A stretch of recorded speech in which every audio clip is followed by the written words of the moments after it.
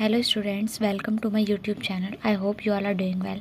And today आज हम class 6 political science का चैप्टर ग्रामीण क्षेत्र में आजीविका, आज हम ये वाला चैप्टर करेंगे। इसकी पार्ट 1 मैंने अपलोड कर दी है, जिसमें यहाँ तक आपको मैंने कंप्लीट करवा दिया। So this is in part 2।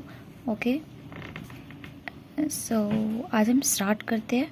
Video पूरी देखना ताकि आपको समझ में आए। लाइक, कमेंट और सब्सक्राइब कर देना अगर अच्छी लगे तो, ठीक है। दोस्तों के साथ शेयर कर देना।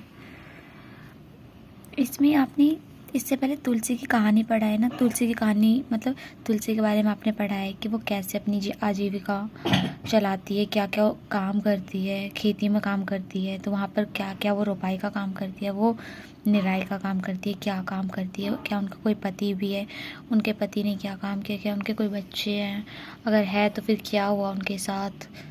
तो ये सारी हमने स्टोरी पढ़ी है ना इससे पहले। तो अब हम पढ़ेंगे ग्रामीण इलाके की बात हो रही है, रूरल एरियाज़ की, जहाँ पर जो भी पुअर फैमिलीज़ होती है। रूरल एरियाज़ में जो भी पुअर फैमिलीज़ होती है तो उनका बहुत सारा टाइम वाटर को कलेक्ट करने में, फायरवुड को कलेक्ट करने में, और जो जानवर होती है उसको ग्रेजिंग करने में, इन सब चीज़ों में उनका टाइम बहुत ही ज़्यादा स्पेंड होता है, ठीक है। तो इन सब वर्क से इनको कोई मनी कुछ तो इन्हें मिलता नहीं है, बट फिर भी ये पुअर फैमिलीज़ में बहुत ही ज़्यादा इम्पॉर्टेंट होते हैं, क्योंकि अगर वो ये काम भी कर लेना तो कुछ ना कुछ तो अर्निंग हो ही जाती है। और मान लीजिए अगर अर्निंग नहीं भी हो रही है तो भी ये काम इम्पॉर्टेंट होते हैं, क्योंकि उन्हें अपनी आजीविका को चलाना है। अगर वो जानवरों को मतलब चराने में अपना टाइम बिता रहे हैं तो इसके बदले जानवर उन्हें दूध वगैरह देंगे या लकड़ी ढोने का काम करेंगे, तो कुछ किसी ना किसी रूप में उन्हें हेल्प मिलेगी। तो वही कह रहे हैं कि भले इनसे कोई पैसा नहीं मिलता है, बट गरीब परिवारों में ये काम बहुत ही ज़्यादा इम्पॉर्टेंट होते हैं, ठीक है, महत्वपूर्ण हो जाते हैं। और जो भी वो मजदूरी करके जो भी थोड़ा बहुत पैसा कमाते हैं, क्योंकि उससे उनका गुजर बसर तो चलता नहीं है ना। मतलब इतना नहीं कमा पाते कि पूरे टाइम का गुजारा कर ले। अगर वो इतना कमा रहे कि 26 दिन का गुजारा हो पाएगा एक महीने में, तो भाई 4 दिन कैसे चले। तो उसके लिए कुछ ना कुछ तो काम करना होगा ना। तो वो घर चलाने और अपनी ज़िंदगी का बसर करने के लिए वो इन कामों को करते हैं, ठीक है। तो अब हमारे देश की बात हो रही है कि हमारे यहाँ जो भी रूरल फैमिलीज़ है, ग्रामीण परिवार है, उसमें से कम 40% आपके खेतीहर मजदूर हैं। मतलब खेतों में, मतलब दूसरों की ज़मीन पर वो एज अ वर्कर या फिर कह लीजिए मजदूर के रूप में निर्भर है। मतलब उनकी ज़मीन नहीं है, वो किसी और की ज़मीन पर काम करते हैं, ऐसा होता है, ठीक है। अब जो आपकी ज़मीन होती है तो ज़रूरी नहीं है कि सभी के पास ही ज़मीन हो। कुछ के पास ज़मीन के छोटे टुकड़े होते हैं, कुछ भूमिहीन होते हैं, मतलब उनके पास भूमि होती नहीं है। जब उन्हें पूरे साल कोई काम नहीं मिलता है लोगों को, तो वो क्या करते हैं, उनके गांव के आसपास जो भी शहर, सिटीज़, टाउन्स जो भी होते हैं, कस्बा, तो वहाँ जाकर ना वो काम करते हैं, ठीक है।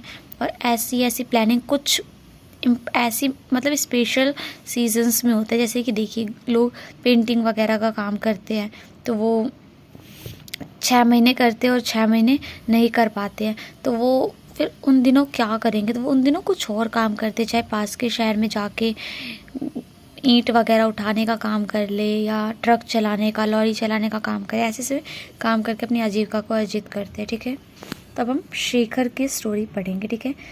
तो शेखर बताता है कि जो भी उसने धान मतलब कलेक्ट करे, उसे कट या फिर कटाई की धान की, जो भी धान की बात हुई है, तो उस धान को उसे अपने घर लेकर जाना है, ठीक है। तो वो बताते हैं कि मेरी जो फैमिली, उन्होंने अभी अभी हार्वेस्टिंग का काम ख़त्म किया है, फसलों की कटाई का काम। और इनके पास कितनी एकड़ ज़मीन है, तो 2 एकड़ ज़मीन है, ठीक है, शेखर के पास। और ये कह रहा है कि मैं अपने काम का मतलब खेत का जो भी काम है वो सारा काम खुद ही कर लेता हूँ, ठीक है। और जब भी उसे मतलब जब खेत बड़ी हो जाती है, पक जाती है, अब लगता है कि हाँ अब कटाई का टाइम आ चुका है, तो वो जो भी बहुत सारे वहाँ पे ऑलमोस्ट बहुत सारे किसान तो होते ही है, हाँ, तो उनकी हेल्प लेके कटाई कर लेते हैं और बदले में उनके खेतों की कटाई करवा देते हैं। तो बस इनसे इनका कटाई का काम भी इजीली हो जाता है। और ये बता रही है कि अब जो ट्रेडर्स होते हैं, जो व्यापारी होते हैं, तो वो इनको सीड और फर्टिलाइज़र एज अ लोन इन्हें दे देते हैं, ठीक है। और अपने इस डेट को चुकाने के लिए उन्हें थोड़े से कम रेट्स पर उन्हें अपनी जो पैडीज होती है उनको उसको बेचना होता है, ठीक है। और वो बता रहे हैं कि अगर मैं बाज़ार में बेचूँ, अगर जो भी उनके धान है अगर मैं इन्हें ना बेचूँ व्यापारी को, और अगर बाज़ार में बेचूँ तो ज़्यादा पैसे मिलेंगे। बट क्या करूँ, व्यापारी ने मुझे मतलब खेती करने के टाइम में बीज और खाद दिए थे और फिर उसका ब्याज नहीं लग रहा है, तो मैं उन्हें इसे कम दाम पर बेच दूँगा तो व्यापारी भी खुश और मेरी खेती भी हो जाएगी। तो ये फ़ायदा इन्हें मिल जाता है। तो वही ये बता रहे हैं कि अगर मैं बाज़ार में बेचूँ तो ज़्यादा पैसे मिल जाएंगे, बट मैं क्या करूँ, अपना जो लोन मैंने लिया वो तो मुझे चुकाना है। तो व्यापारी ने क्या किया, एक एजेंट भेजा है किसानों को ये याद दिलाने के लिए कि जिन्होंने भी उनसे उधार लिया है वो उसी को अपनी धान बेचे। ठीक है, ऐसा नहीं हो कि आपने उधार उनसे ले लिया और आप बाज़ारों में बेचे महंगी महंगी कीमत पर, ठीक है, और व्यापारी को अपना ब्याज ना दे। तो वो वही कह रहे हैं कि आप उन्हें जाके अपना धान उसी कीमत पर बेचे जिस पर आपसे व्यापारी की बातचीत में तय हुआ था। ठीक है, तो एजेंट क्या होता है, a person whose job is to do business for a company और फॉर अनदर पर्सन। ठीक है, ये डेफिनेशन आप याद कर सकते हैं या फिर कॉपी में नोट कर सकते हैं। ठीक है, तो अब जितना उन्हें धान मिलता है तो बस इतना ही उन्हें धान अपने खेत से मिलता है कि वो 7-8 महीने तक अपना गुजारा चला लेंगे। बट फिर वो सोचते हैं शेखर कि मैं बाकी दिन क्या करूँगा। तो जो रामलिंगम जो बहुत ही अमीर होते हैं, अच्छे खासे बहुत अच्छे खासे अमीर इंसान होते हैं। ठीक है, मतलब उनके पास अपनी मिल होती है, शहरों में दुकानें होती है और अच्छी खासी उनके पास ज़मीन भी होती है। ठीक है, तो उनकी जो मिल होती है वहाँ पर शेखर काम कर लेता है। तो धान कलेक्ट करने में वो रामलिंगम की हेल्प कर देता है। तो इससे थोड़ा बहुत कुछ ना कुछ उन्हें उनसे मिल जाता होगा मजदूरी के रूप में या हेल्पर के रूप में। ठीक है, तो जिससे वो अपना गुजारा बसारा चलाते हैं। या वो उनके पास एक शंकर गाय भी है, तो संकर गाय भी है, तो उसका दूध वो यहीं के जो भी कोऑपरेटिव सोसाइटीज़ है, ठीक है, सहकारी समिति, उसमें बेच देते हैं। ठीक है, और जिससे कि रोज़ के खर्चों के लिए थोड़ा और पैसा मिल जाता है। तो सहकारी समिति क्या होती है, जहाँ पर बच्चे समान आर्थिक उद्देश्य के लिए लोग साथ मिलकर काम करते हैं। मतलब सबका सेम पर्पस होता है, इकोनॉमिक पर्पस जो उनका होता है ना वो सेम होता है, और यहाँ पे बहुत सारे लोग इकट्ठे होकर एक साथ मिलजुल कर काम करते हैं। सो आई होप ये टॉपिक आपको क्लियर हो गया होगा। तो मूव ऑन नेक्स्ट टॉपिक। कर्ज लेने पर मतलब जब भी आप किसी से डेट लेते हैं, उधार लेते हैं अपने काम को पूरा करने के लिए, या जब आपके पास मतलब पैसे तो हमेशा होते हैं, बट कभी कभी ऐसा टाइम होता है कि हमारे पास पैसे नहीं होते या इतने पैसे नहीं होते हैं कि हम, मान लीजिए मुझे 2000 की ज़रूरत है, बट ऐसा नहीं कि मेरे पास पैसे नहीं, बट मेरे पास 1999 रुपये, अब मेरे पास 1 रुपये नहीं है, तो 1 रुपये भी मुझे कर्ज लेने होंगे। चाहे आप 1 रुपये किसी से ले या 2 रुपये, वो सारा आपका कर्ज होता है। ठीक है, तो कर्ज आपको किसी भी कारण लेना पड़ सकता है, या कोई मजबूरी हो या आपके पास पैसों की कमी हो। ठीक है, तो वो किसी भी कारण हो सकता है। तो जब भी कर्ज लेना हो, कर्ज अब किसानों को क्यों कर्ज लेना होता है, जैसे सीड्स हो गए, पेस्टिसाइड्स हो जाते हैं आपके, फर्टिलाइज़र, ठीक है, तो ये सब लेने के लिए इन्हें कर्ज लेना होता है। तो ये कर्ज अब किससे लेते हैं, जो भी गांव में जो भी साहूकार होते हैं, ठीक है, या फिर ग्रामीण बैंक होते, तो वो वहाँ सबसे ना लोन लेते हैं। बट ये जो साहूकार होते हैं ना बहुत ऊंची दर पर ब्याज देते हैं, 10%, 4% ऐसे ब्याज देते, बहुत ही महंगी रेट पर ब्याज देते हैं। ठीक है, मतलब बहुत ही महंगी ब्याज दर ये तय करते हैं, जिसके कारण इन्हें जो अमाउंट ये मतलब जैसे 10,000 लिया इन्होंने, और मान लीजिए उस पर ब्याज इन्हें 3,000, 4,000 ऐसे इन्हें भरना पड़ जाता है, तो इन्हें ब्याज बहुत ही ज़्यादा भरना पड़ता है। ठीक है, अब मान लीजिए इन्होंने लोन भी ले लिया, बीज भी ले लिया है, खेती भी कर ली, बट क्या ठीक बीज ही अच्छी किस्म के नहीं थे, या फिर जो इन्होंने फसल उगाया है उसको ही कीड़ा खा जाए या कीड़ा लग जाए उसमें, या फिर बारिश ही नहीं हो पूरी जितनी होनी चाहिए। तो ऐसी स्थिति में किसान क्या करता है, तो किसान अपना जो भी डेट, उसका लोन कह लीजिए, तो वो अपना उधार नहीं चुका पाता है।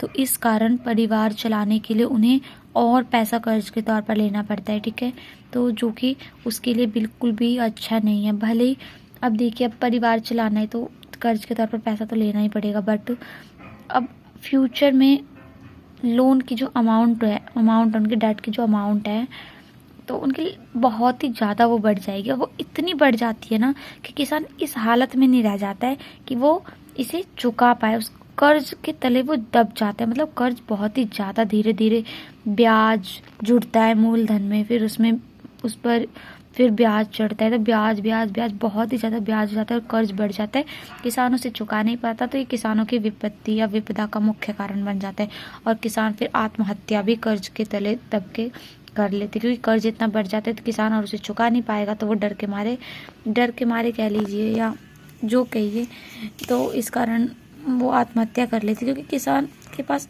इतने पैसे तो होते नहीं है ना, उनकी आर्थिक स्थिति भी कमज़ोर होती है और वो अपने कर्ज को नहीं चुका पा रहे, लोग उन्हें परेशान कर रहे, तो आखिर में वो करे तो करे क्या, लोन और बढ़ गया है, पैसे है नहीं, तो इस कारण उन्हें आत्महत्या लोग कर लेते हैं, ठीक है किसान।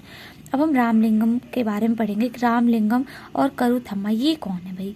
तो रामलिंगम एक गांव का बहुत ही अमीर इंसान है, इसके पास मिल है और शहर में दुकान है जहाँ वो बीज और कीटनाशक बेचता है और कई एकड़ इनके पास ज़मीन है, ठीक है। तो इन्होंने जो मिल लिया है ना, जो इन्होंने मिल ली है वो, उसमें उन्होंने कुछ पैसा अपना लगाया और कुछ इन्होंने सरकारी बैंक से कर्ज के तौर पर लिया। तो बच्चे आपसे सरकारी बैंक का एग्जाम्पल पेपर में भी पूछ सकते, तो आपको पता होना चाहिए सरकारी बैंक कौन से है, ठीक है। तो ये आप याद कर लेना सरकारी बैंक कौन से। अब कलपट्टू और आसपास के गांव से ये धान खरीदते हैं, मतलब इनके पास चावल की मिल है ना, आपको मैंने अभी बताया इनके पास मिल है, तो मिल कौन सी? चावल की मिल है। अब चावल की मिल है तो ये सिंपल है, धान खरीदेंगे। अब धान कहाँ से खरीदेंगे? तो जो कहाँ रह रहे हैं रामलिंगम? कलपट्टू में रह रहे हैं, तो कलपट्टू में या फिर उसके आसपास जो भी गाँव होंगे वहाँ से ये धान खरीदते हैं, ठीक है, या फिर व्यापारियों को बेचते हैं, जिससे इनकी अच्छी खासी कमाई हो जाती है, ठीक है। मतलब धान खरीद के फिर उस मिल से चावल, धान से चावल बनाते हैं, फिर व्यापारियों को बेचते हैं, तो इससे अच्छी खासी मतलब इनकम इनकी हो जाती है, ठीक है। अब हम भारत के खेतीहर मजदूर की बात करेंगे, जो खेतों में एज अ वर्कर मजदूर के रूप में डिपेंड है, ठीक है, दूसरों के खेतों पर डिपेंड है। अगर मतलब दूसरों के खेत ना हो तो ये लोग खेती का काम कर ही नहीं पाएंगे, ठीक है। तो ये मतलब दूसरों के लिए खेती करते हैं, या फिर ये होते हैं आपके मजदूर जो दूसरों के खेतों पर खेती करते, ठीक है। किसान कह लीजिए जो अपने खेतों पर अपनी आजीविका को अर्जित करने के लिए खेती करते हैं या व्यापारिक उद्देश्य से खेती करते हैं, ठीक है। तो कलपट्टू गांव में बात की जा रही है कि तुलसी की तरह के कुछ छोटे किसान हैं जिनके पास छोटी ज़मीनें, कुछ भूमिहीन है, कुछ बड़े किसान हैं। जैसे बड़े किसानों में रामलिंगम को ले लीजिए, छोटे किसान में शेखर का एग्जाम्पल ले लीजिए, खेतीहर मजदूर के रूप में आप तुलसी का एग्जाम्पल ले सकते हैं। तो अगर भारत की बात की जाए, अगर 5 ग्रामीण परिवार में है तो उनमें से 2 परिवार तो आपके खेतीहर मजदूर के होंगे, ठीक है। तो ऐसे सभी परिवार, जितनी भी फैमिलीज है, वो अपनी कमाई के लिए दूसरों के खेतों पर ही निर्भर रहते हैं, ठीक है। और जो डिपेंड रहते हैं ना एक दूसरे के ऊपर, मतलब खेतों के लिए, तो वो ऐसा हो सकता है ना उनके पास या तो भूमि ना हो या फिर बहुत ही छोटे छोटे टुकड़े हो जिस पर ये खेती नहीं कर सकते, ठीक है। तो अब शेखर जैसे किसानों को अगर आप ले लीजिए, जो भूमि मतलब कम भूमि थी, तो जितनी इन्हें भूमि की ज़रूरत है ना, तो उतनी भूमि इन्हें कम पड़ती है। मतलब जो भी भूमि है वो उनके छोटे छोटे टुकड़े हैं, तो जितनी खेती इन्हें करनी है वो उस पर कर नहीं पाते, या ट्रैक्टर वगैरह का वहाँ यूज़ सही से नहीं हो पाता है, तो बहुत सारी प्रॉब्लम्स होती है खेती में, ठीक है। और 80% किसानों का यही हाल है, और बस 20% किसान है जो बड़े किसानों की श्रेणी में आते हैं। आपका 80% किसान छोटे किसानों की श्रेणी में आते हैं, ठीक है। तो जो बड़े किसान है 20%, वो गांव की ज़्यादातर ज़मीन पर काम करते हैं, और जो भी वो प्रोडक्शन जिस भी चीज़ का करते हैं तो वो बेचा जाता है मार्केट में, जिससे इनकी अच्छी खासी अर्निंग होती है। और जो ये साहूकार सब है, जो बड़े किसान हैं, वो बहुत सारे काम करते हैं, जैसे सूद पर पैसा देते हैं, दुकान चलाते हैं, फैक्ट्री चलाते हैं, ठीक है। अब मध्य भारत की बात की जाए, मध्य भारत में खेती की जाती है, पशुपालन किया जाता है, ठीक है। और जैसे कि मध्य भारत में तो ऐसा है ना कि ग्रामीण क्षेत्र की अगर वहाँ पर बात करें तो लोग खेती करते हैं और जंगल की उपज पर लोग निर्भर रहते हैं। जैसे महुआ बीनते हैं, तेंदू के पत्ते इकट्ठे करते हैं, शहद निकालते हैं और इन्हें व्यापारियों को बेचते हैं, जिससे इनकी अर्निंग हो जाती है। और पीछे भी हमने पढ़ा है कि लोग जो भी इनकी गाय है तो दूध बेचने का काम भी करते हैं, कहाँ पर? तो सहकारी समिति के पास, ठीक है। तो जिससे इनकी अर्निंग हो सके, तो बस आपको यही पढ़ना है कि अर्निंग लोग कैसे कर रहे हैं। अब यहाँ देख सकते हैं नागालैंड की सीढ़ीनुमा खेती, यहाँ पर क्या होता है, जो आपकी सपाट ज़मीन होती है ना, उन्हें टुकड़ों में बांट दिया जाता है और साइड से किनारों से ना इन्हें उठा दिया जाता है, ताकि जो पानी है वो पूरे खेत में आपका जा सके, ठीक है। इसे सीढ़ीनुमा कहते हैं, इसे सीढ़ीनुमा के सीढ़ियों का एक रूप दे दिया जाता है, ठीक है। अब हम समुद्र तटीय इलाकों के बारे में इलाके कैसे होते हैं, वहाँ पर लोग कैसे अपनी आजीविका को अर्न करते थे, आज हम ये भी पढ़ लेते हैं, ठीक है। चैप्टर आपका ख़त्म ही हो जाएगा बस। तो यहाँ पर ये अब पुदुपेट की बात की जा रही है कि कलपट्टू से आपका ज़्यादा दूर नहीं है। यहाँ लोग जो भी है वो समुद्र के पास ही रहते हैं। और कैटामरैन के बारे में बताया गया है कि यहाँ पर जब आप जाएंगे ना समुद्र के पास, तो यहाँ आपको खाली कैटामरैन और जाल वगैरह दिखेगी, ठीक है। तो ये कैटामरैन क्या होती है, मछुआरों की एक नाव होती है खास तरह की, ठीक है। तो इसमें कह रहे कि सुबह 7 बजे समुद्र के किनारे बड़ी ही गहमागहमी रहती है, ठीक है। तो इस समय जितने भी कैटामरैन है मछली वगैरह पकड़ के 7 बजे लौट आते हैं, ठीक है। तो अब इसमें बताया जा रहा है कि उनके जो पति है परिवेलन, ठीक है, और उनका भाई और उनके जीजा आज बहुत ही देर से लौटे हैं, ठीक है। तो ये सब जो इनका कैटामरैन था, जो एक स्त्री इस बारे में बता रही है। अब इन स्त्री का नाम भी एक बार देख लेते हैं।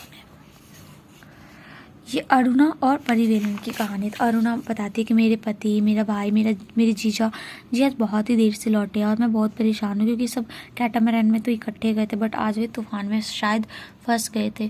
तो फिर बट ये आते हैं उनके पति वगैरह, फिर जो मछली जो लोग पकड़ के लाते हैं उनमें से कुछ ही अपने परिवार के लिए रख लेती है और बाकी ये नीलामी कर देती है। तो मछली जो भी इनसे पैसा मिलता है ना नीलामी से, उसके 4 टुकड़े करे जाते हैं, जिसमें से 3 टुकड़ा तो उन लोगों को मिलता है जो इन्हें पकड़ने जाते हैं, और 1 टुकड़ा उन्हें मिलता है मतलब पैसे का।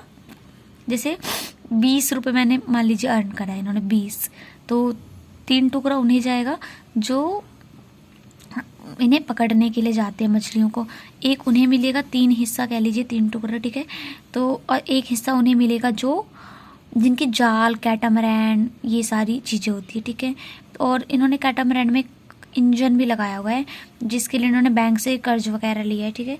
तो अब नीलामी में जो भी औरतें होती है, जब नीलामी होती है, जैसे अभी अरुणा वगैरह के पति लेके आए थे तो नीलामी करी थी ना उन्होंने, तब जो औरतें होती है वो नीलामी में मछलियाँ खरीद कर आसपास के जो उनके गाँव होते हैं वहाँ पर बेचने के लिए जाती है। और जो ट्रेडर्स होते हैं आसपास वो यहाँ आके अपनी मछलियाँ खरीदते और शहर की दुकान में बेच देते, जो भी वहाँ पर जो दुकानदार वगैरह होते हैं वहाँ पर, ठीक है। तो इस तरह देखिए कैसे लोग अर्निंग कर रहे हैं अपनी, ठीक है। तो अब जब ये काम वगैरह निपटा लेती है, फिर ये सोचती है कि यार मानसून का टाइम आ रहा है, अब तो लोग समुद्र में नहीं जा पाएंगे क्योंकि मछलियों के प्रजनन का समय होता है, ठीक है। और अब जब ये जा ही नहीं पाएंगे तो गुजारा बसारा हमारा कैसे चलेगा। तो ये उनसे उधार लेकर, और फिर जब भी खाली समय होता है तो ये उधार लेते हैं, फिर सेम इसी तरह फिर नेक्स्ट ईयर काम करते हैं और अपने इस पुराने उधार को चुकाते हैं। मतलब ये खुली नीलामी नहीं कर पाते हैं, इन्हें सस्ते दर पर उन्हें बेचना पड़ता है, ठीक है। जैसे भी अपने पीछे भी पड़ा है कि किसान साहूकार से कर्ज लेते हैं और फिर उन्हें सस्ती कीमत पर उन्हें बेचना होता है ना, कम कीमत पर। तब इसमें बताया गया है कि ग्रामीण क्षेत्र में आजीविका के साधन। तो ग्रामीण क्षेत्र में मतलब गांव, ग्रामीण का मतलब है गांव, तो वहाँ पर आजीविका के क्या क्या साधन हैं, लोग कैसे अपनी आजीविका को अर्न करते हैं, how they earn their livelihood. So इसमें बताया गया है कि फार्मिंग में, खेती में, एग्रीकल्चर में आपके बहुत तरह के काम शामिल होते हैं, जैसे खेत को तैयार करना, रोपाई, बुआई, निराई, कटाई। तो रोपाई क्या होता है, जब आप किसी चीज़ को रोपते हैं। बुआई मतलब धान वगैरह जैसे कि बीज वगैरह छींट देते हैं, ये आपकी बुआई होती है। फिर वहाँ जो आपका प्लांट उग जाता है, फिर उस प्लांट को निकाल के फिर जहाँ उन्हें रोपना होता है इसे रोपाई कहते हैं। निराई वो होता है जो अनवांटेड प्लांट्स होते हैं जो यूज़फुल क्रॉप्स के साथ आपके उग जाते हैं, तो उन्हें भी हटाना, इस प्रोसेस को निराई कहते हैं। कटाई मतलब जब फसल पूरी पक के तैयार हो जाती है तो उसे उसकी कटाई करनी होती है। अब अगर फसल अच्छी होती है, इसके लिए हमें मौसम के ऊपर डिपेंड रहना पड़ता है कि अगर बारिश होगी तो फसल अच्छी होगी, नहीं होगी तो फसल अच्छी नहीं होगी। तो लोग इसमें बुआई और कटाई के समय बहुत ही ज़्यादा व्यस्त रहते हैं, ठीक है। पहले के टाइम में वर्षा ही मेन सोर्स होता था ना रेनफॉल का, बट अब तो थोड़ा चेंज हो रहा है, बट ये पहले के टाइम की बात हो रही है। तो अगर आप इंडिया के अलग अलग जगह की अगर अलग अलग क्षेत्र की बात करेंगे कि लोग वहाँ पर फसल मतलब उगाते तो है, बट क्या वो सब खुश है तो नहीं। तो ये सब ना उनकी लाइफ की सिचुएशन पर डिपेंड है, उनकी समस्याएं, उनकी समस्याओं में आप काफ़ी समानताएं पाएंगे कि वहाँ भी यही समस्याएं आ रही है कि बीज नहीं अच्छे मिल रहे हैं, या फसल को कीड़े लग रहे हैं, या फिर बारिश नहीं पूरी हो रही है। तो मतलब भले लोग अलग अलग क्षेत्र में रह रहे हैं और अलग अलग तरह की फसलें उगा रहे हैं, बट उनकी जो लाइफ की जो सिचुएशन है और उनकी जो प्रॉब्लम्स है, तो उनमें काफ़ी सिमिलैरिटीज़ इन्हें मिलती है, ठीक है। अब लोग कैसे ज़िंदगी बसर करती है इस पर डिपेंड है कि वो जिस ज़मीन को जोतते हैं, मतलब जिस ज़मीन को होता है ना, आपने देखा होगा बैल वगैरह जोतते हैं, ट्रैक्टर वगैरह से जुताई होती है, तो वो जिस ज़मीन को जोतते हैं, आप ऐसे कह लीजिए जिस ज़मीन पर वो लोग खेती वगैरह करते हैं, तो वो ज़मीन कैसी है, क्या वो मिट्टी अच्छी है या नहीं है, उस पर अच्छी खेती होती है नहीं, तो वो सब उस पर डिपेंड है कि वो जिस ज़मीन को जोतते हैं वो कैसी है। देखिए, और ग्रामीण क्षेत्र में ऐसे बहुत सारे लोग हैं जो अच्छे अच्छे व्यापार कर रहे हैं, खेती कर रहे हैं और अच्छे से फल फूल रहे हैं, बट बहुत सारे ऐसे किसान हैं जो छोटे किसान हैं, मजदूर है, खेती और मजदूर है, मछली पकड़ने वाले परिवार हैं, या हस्तशिल्प होता है जो हाथ वगैरह से काम करते हैं, ठीक है, तो उन्हें पूरे साल रोज़गार नहीं मिल पाता है। तो हमने यही पूरे चैप्टर में पढ़ा है कि बहुत सारे ऐसे किसान हैं जो अपनी अच्छी लाइफस्टाइल जी रहे हैं, बट बहुत सारे ऐसे लोग हैं जो अपनी लाइफस्टाइल को, मतलब उनकी बेसिक नीड भी नहीं पूरी हो पा रही है। अलग अलग क्षेत्र में अलग अलग तरह की फसल उग रही है, बट उनकी जो प्रॉब्लम्स उसमें काफ़ी सिमिलैरिटीज़ है। लोग कैसे ज़िंदगी बसर कर रहे हैं, मछुआरों की ज़िंदगी कैसी है, किसानों की ज़िंदगी कैसी है, क्या कोई गाँव है तो उस गाँव में लोग कैसे अपनी आजीविका अर्न कर रहे हैं, कैसे लोग अपनी सर्विस दे रहे हैं, क्या सर्विस दे रहे हैं, क्या क्या काम करके अपनी ज़िंदगी को चला रहे हैं। तो आज हमने यही सारा पढ़ा है। सो बच्चे, अगर आपको कोई भी डाउट हो तो आप कमेंट सेक्शन में कमेंट कर सकते हैं। Thank you so much for watching my video. अगर आपको मेरी वीडियो अच्छी लगे देन लाइक, कमेंट और सब्सक्राइब कर देना। दोस्तों के साथ शेयर करना ना भूलें। Thank you so much. Bye bye. Have a nice day.